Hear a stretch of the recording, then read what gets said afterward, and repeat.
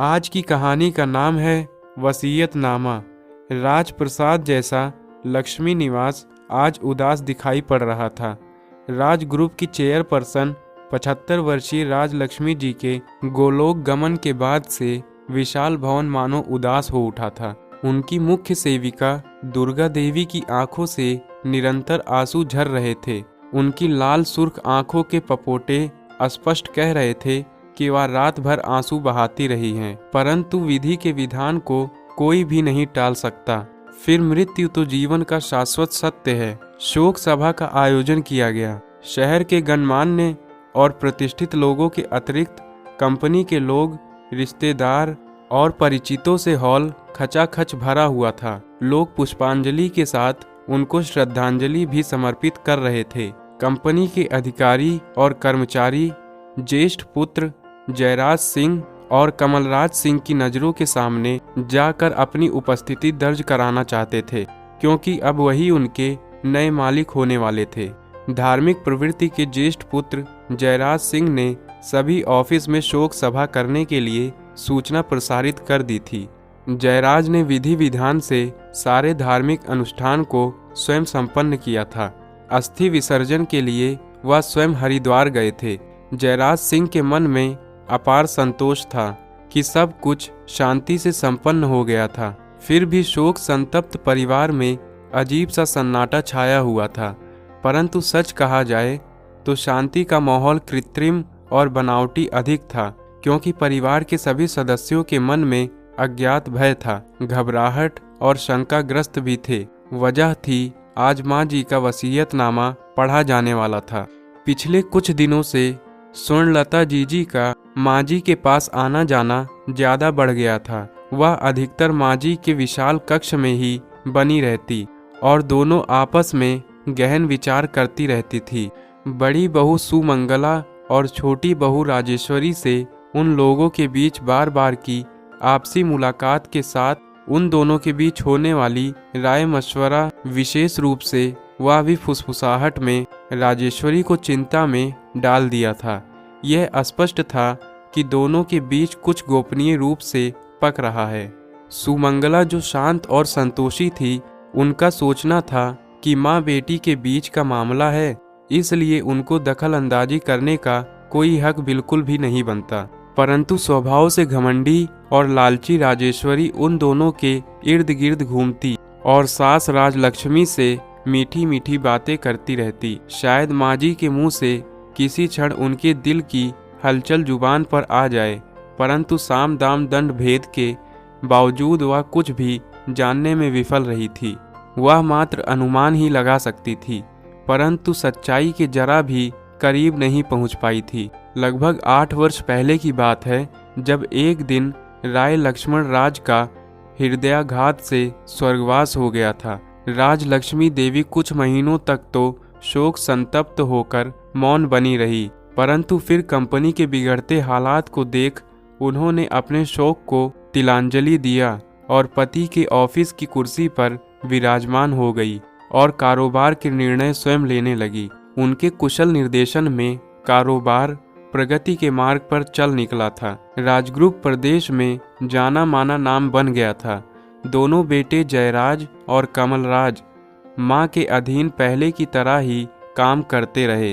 राजलक्ष्मी जी ने हमेशा से अपने बच्चों की इच्छाओं और ज़रूरतों का ध्यान रखा था, इसलिए माँ जी से किसी को कोई शिकायत नहीं थी। सुमंगला, ये तुम्हारे लिए डायमंड का सेट, डिज़ाइन पसंद ना हो तो रमेश जी को फ़ोन कर देना। माँ जी, ये बहुत सुंदर है। सुमंगला खुशी से फूली नहीं समा रही थी। राजेश्वरी, आप यूरोप जाने की बात कर रही थी। ये आप दोनों के लिए यूरोप की ट्रिप की टिकट है। 20 दिनों की बुकिंग है। मैंने कमल को भी ऑफिस से छुट्टी दे दी है। राजेश्वरी खुश होकर बोली, माँ जी, आप सबके मन की बात कैसे जान लेती हैं। उन्होंने आगे बढ़कर उनके पैर छूकर अपनी खुशी जाहिर की थी। जय का बेटा यूके में पढ़ाई कर रहा था तो बेटी यूएस में MBA कर रही थी। कमल के दोनों बच्चे दून स्कूल में पढ़ाई कर रहे हैं। राजग्रुप की गणेश उत्सव और दीपावली की पार्टी का लोगों को इंतजार रहता था। जयराज तो पूरी मेहनत और जिम्मेदारी से कारोबार को बढ़ाने में लगे हुए थे, परंतु कमल राज और राजेश्वरी दोनों हाथ से पैसा उड़ा रहे थे। कमल को रेसिंग का चस्का था तो राजेश्वरी को क्लब में दोस्तों के साथ बड़ी बड़ी बाजियां खेलने का शौक था। जयराज ने जब भी कमल से होने वाले खर्चों के प्रति आगाह किया और बिजनेस पर ध्यान देने को कहा, घर का माहौल तनावपूर्ण हो गया। उन्होंने माजी के सामने अपने दिल के गुब्बार को रखा तो उन्होंने कह दिया कि कमल के अंदर बचपना है, जरूरत पड़ने पर वह समझ जाएगा, तुम परेशान मत हो, मैं उन दोनों से बात करूंगी। फिर भी वह स्वयं ही उसकी हरकतों से परेशान थी, क्योंकि वह उनकी भी नहीं सुनता था। स्वर्णलता देवी उनकी ज्येष्ठ पुत्री थी। लक्ष्मण राय ने अपनी लाडली बेटी की शादी बहुत धूमधाम से राजघराने में ठाकुर रामेश्वर दयाल के बेटे रंजीत शाह से की थी, परंतु शीघ्र ही उन्हें मालूम हो गया था कि वह लालची लोगों के बीच में फंस गए हैं। परंतु बेटी की खुशी के लिए वह उनकी उचित अनुचित मांगों को चुपचाप पूरा करते रहे। जब पिता नहीं रहे तो उन्होंने माजी को अपना शिकार बनाया और आए दिन उनके सामने अपनी मांग को लेकर झोली फैलाकर बैठ जाती, परंतु राजलक्ष्मी जी ने बेटी की लालची हरकतों के विषय में बेटों को हवा भी नहीं लगने दी। और यही वजह थी कि जयराज सिंह बहन के लालची स्वभाव के विषय में बिल्कुल अनजान थे। इन दिनों स्वर्णलता जीजी यहीं पर रह रही थी और सुमंगला ने गौर किया था कि राजेश्वरी के साथ घुट घुट कर बातें हुआ करती थी। उनका माथा ठनका था, कहीं राजेश्वरी कोई षड्यंत्र तो नहीं रच रही है, परंतु वह कुछ भी नहीं कर सकती थी। वह मेहमानों की व्यस्तता में लगातार व्यस्त रहती थी। माजी की तिजोरी आप कब खोलिएगा सुमंगला भाभी? सुमंगला क्षण भर को अचकचा गई थी। तिजोरी का तो उन्हें ध्यान भी नहीं आया था। मेरे जाने के बाद खोलना चाहती हो तो कोई बात नहीं, मुझे तो माजी का सतलड़ा हार बहुत पसंद है। माजी ने कहा भी था, आपको बहुत पसंद है तो आप ही ले लेना, मैं तिजोरी खोलूंगी तो आपको दे दूंगी। सुमंगला समझ गई थी कि इन दोनों के आपस में यही कुछ तय हुआ होगा। वह राजेश्वरी की बात सुनने को उत्सुक थी। तभी वह बोली, जीजी, माजी जैसा हार तो आप मेरी शादी में पहने हुई थी, मैं एक दिन एल्बम में देख रही थी तब देखा था। सुमंगला चौंकी थी। माजी ने सतलड़ा हार कमल की शादी के उपहार के रूप में बनवा कर दिया था। वह चुपचाप जीजी की ओर देखने लगी थी। तभी राजेश्वरी बोली कि माजी ने तो मुझसे कहा था कि मैंने तुम तीनों के लिए एक जैसा बनवाया है। यह सुनते ही जीजी बिगड़ गई। क्या मैं झूठ बोल रही हूँ? माजी ने कहा था कि मैं तुम्हें दादी की निशानी के तौर पर दे दूंगी, मुझे कुछ नहीं चाहिए, तुम लोगों का जब मन हो तब तिजोरी खोलना। माँ के जाते ही इतनी बेइज्जती कहकर सुबक सुबक कर रोने लगी। तभी रंजीत कुंवर जी और दोनों भाई भी अंदर आ गए कि क्या बात हो गई। जब जयराज को सब बात मालूम हुई तो वह बोले, चाबी किसके पास है? सुमंगला और राजेश्वरी दोनों ही उस जगह बार बार जाकर चाबी खोजती रही, लेकिन उन्हें नहीं मिली। दोनों ही परेशान हो उठी कि आखिर चाबी कहाँ गायब हो गई। तभी स्वर्णलता तेजी से उठी, इतना नाटक क्यों फैला रखा है? नहीं खोलना है तो बिल्कुल मत खोलो। फिर वह स्वयं उठकर गई और अलमारी में खोजने लगी। थोड़ी देर यहाँ वहाँ ढूंढने के बाद उनको चाबी मिल भी गई। वह नाराज होकर बोली, साफ साफ मना कर देती, इतना नाटक करने की क्या जरूरत थी? उन्होंने चाबी जयराज की हथेली पर रखकर कहा, मेरा मन खराब हो गया है, जब मैं यहाँ से चली जाऊँ तब तुम दोनों मिलकर आपस में बांट लेना। कहते हुए वह कमरे से तेजी से बाहर निकल गई। जीजी की इस तरह की बातों हरकतों को देखकर दोनों भाई सन्नाटे में आ गए और उनको खुश करने के लिए जयराज आगे बढ़कर उनसे बोले, अब आप ही खोलिए, माजी के बाद आप ही घर की बड़ी हो। जय, मैं तुम्हारी बात रखने के लिए खोल रही हूँ, वैसे मुझे कोई मतलब नहीं है। सब शांत थे, लेकिन उनके चेहरे पर विजयी मुस्कान थी। तिजोरी खोलते ही नया बवंडर खड़ा हो गया। उसमें से महारानी हार, सतलड़ा और चंपा कली जैसे एंटीक जेवर गायब थे।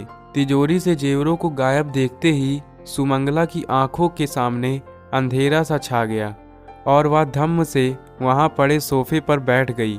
उनकी आंखें बंद अवश्य थी, परंतु उनकी आंखों के सामने सास के पुश्तैनी जेवर, महारानी हार, सतलड़ा, चंपाकली, नगीने जड़ी करधनी झिलमिला रही थी, जिन्हें ससुराल आने पर राजलक्ष्मी जी ने अपने हाथों से उन्हें पहनाया था। उनके बार बार कहने पर भी उन्होंने अपने पास नहीं रखा था।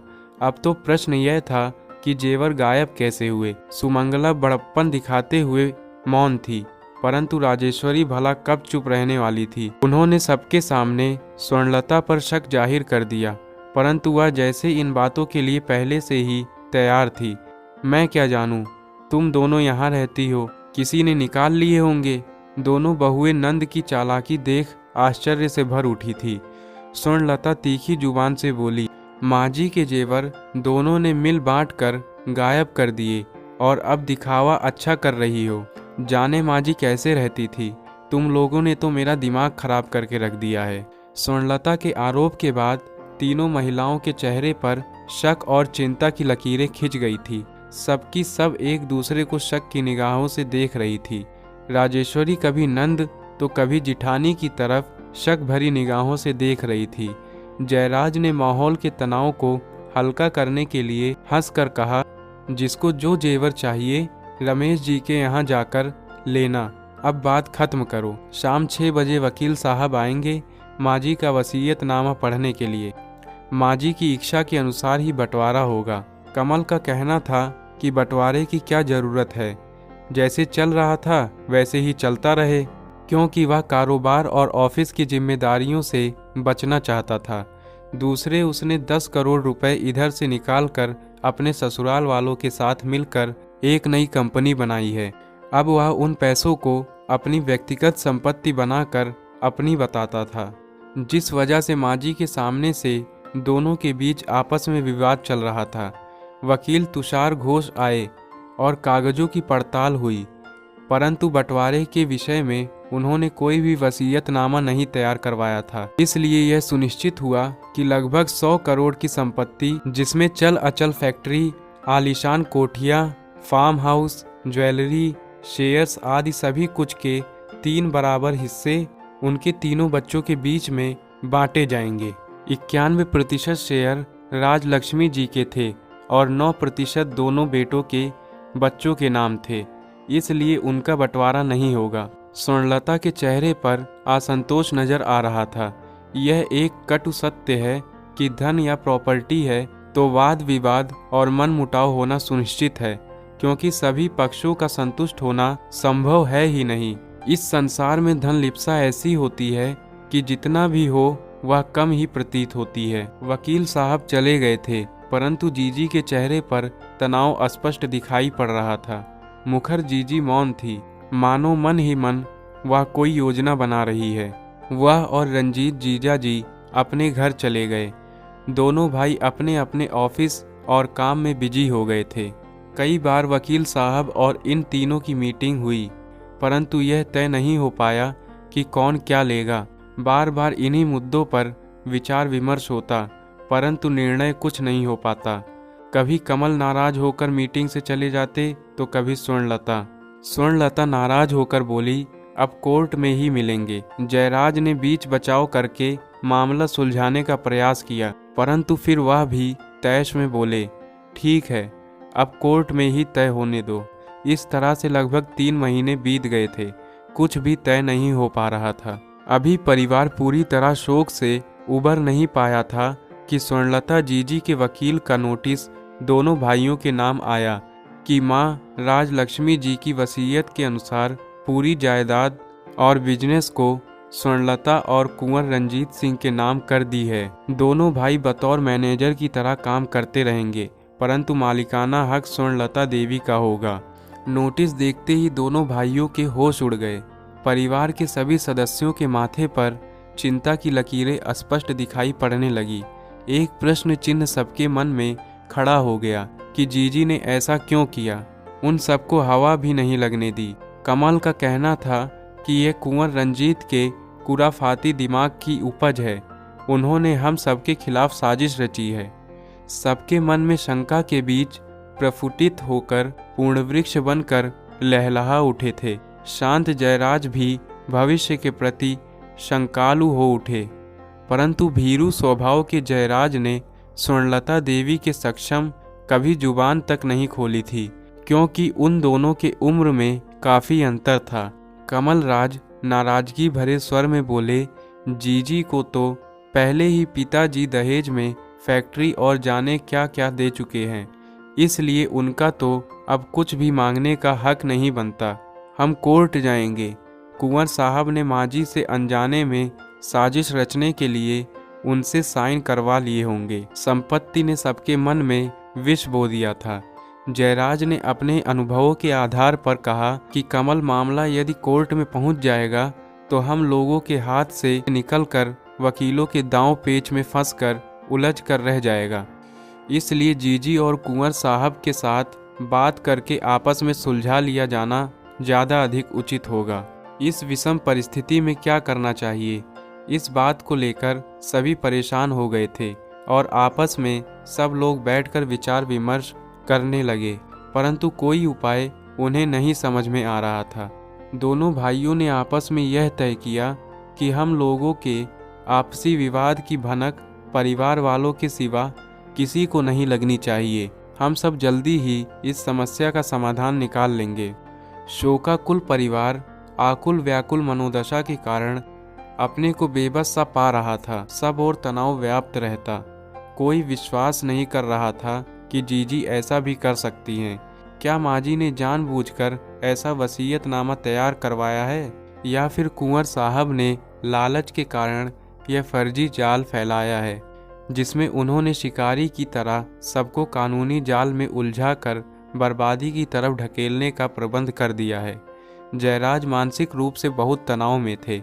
उन्होंने जीजी को सदा माँ की तरह सम्मान की दृष्टि से देखा था और कुंवर साहब ने तो सदा नाराजगी के कारण यहाँ से दूरी ही बना कर रखी थी। पेशो पेश और आपसी बातचीत में 1 महीना बीत चला था। जीजी अपने बात पर अड़ी हुई थी कि माजी सारी संपत्ति उनके नाम करके गई हैं, इसलिए दोनों भाइयों को उनके मातहत मैनेजर की तरह ही काम करना होगा।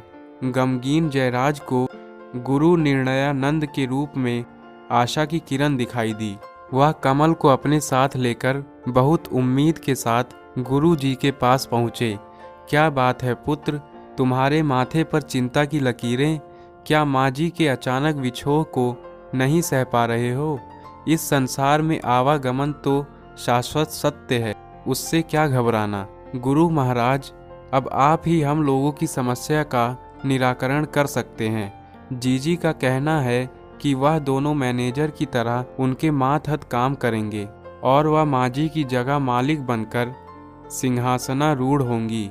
आप उन्हें समझाइए कि बराबर हिस्सा लेकर मान जाएं, परंतु शातिर जीजी संभवतः महाराज जी को अपनी तरफ मिला चुकी थी। उन्होंने तुरंत कहा कि जब रानी साहिबा अपने स्थान पर स्वर्णलता को प्रतिष्ठित कर गई हैं, तो फिर अनावश्यक वाद विवाद की क्या आवश्यकता है। जयराज ने गुरुजी के चरण पकड़ लिए थे और अपने जेब से डायमंड की अंगूठी निकालकर उनके चरणों पर रख दी थी। अंगूठी पर निगाह पड़ते ही गुरुजी का स्वर नरम हो उठा।